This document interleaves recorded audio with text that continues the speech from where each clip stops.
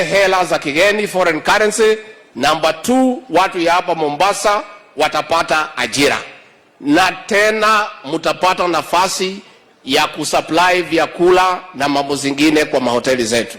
Kwa hivyo rais, tunakuambia wewe endelea kutembea, kwa sababu unatembea urudi mkono mtupu, unakuja na maendeleo. Sasa wale wengine wanapiga kelele. Huyu mwekezaji amesema kazi yake ni kujenga. Watu ya kujenga sio watu ya kupiga kelele. Kazi ya kujenga ni ngumu, lakini hii ya kupiga kelele na kubomoa ni kazi rahisi.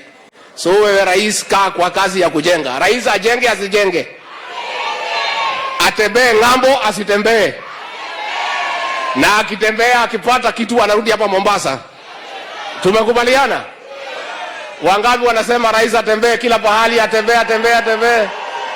Kwa hivyo sisi tumefurahi, na mimi nataka nimpongeze huyu governor, rafiki yangu. Babake marehemu Sharif Nassir alikuwa rafiki yangu. Sasa wewe governor, kwa sababu ni rafiki yangu, acha nikushauri. Wewe unaenda mzuri, lakini kaa karibu hapo na rais. Kaa hapo, usitoke hapo. Kaa hapo. Mnataka akae hapo karibu na rais? Kwa sababu huyu governor anakaanga na rais na mimi tukija Mombasa, na anaongea uzuri wetu tukiwa hapa. Tukiondoka wengine wakija ananyamaza.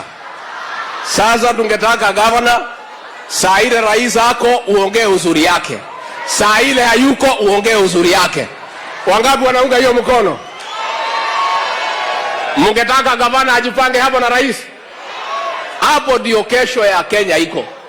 Hapo kesho ya Kenya iko hapa kwa rais. Kwa huyu governor anang'ang'ana, ni kijana mzuri, ako na bidii, akae hapo karibu na rais na mimi. Si unaona mimi nakaa karibu na rais? Mnafikiria mimi ni mjinga? Sisi nakaa hapo. Hapo ndio iko maneno yanaendelea mzuri. Kwa hayo mengi ningetaka kuuliza msimame kwa shangwe na vigelegele tumkaribishe rais wa Jamhuri ya Kenya. Karibu Mheshimiwa Rais.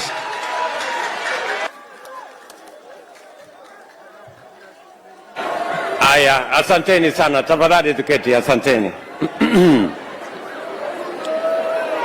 Waheshimiwa viongozi wote, ndugu wananchi wa hapa Mombasa, hamjambo. Watu wa Mvita, asalamu alaikum. Mimi kwanza nataka nichukue nafasi hii nimshukuru Mungu ametupatia nafasi. Tumefika hapa Mombasa, na tumefika hapa Mombasa na pwani kwa shughuli nyingi. Jana nilikuwa hapa Kisauni kwa sababu ya barabara niliwaahidi. Barabara ile ya kutoka Kiembeni kwenda Mwakirunge mpaka Ribe. Hiyo barabara sasa tumeambia contractor ndani ya mwaka moja kilomita 35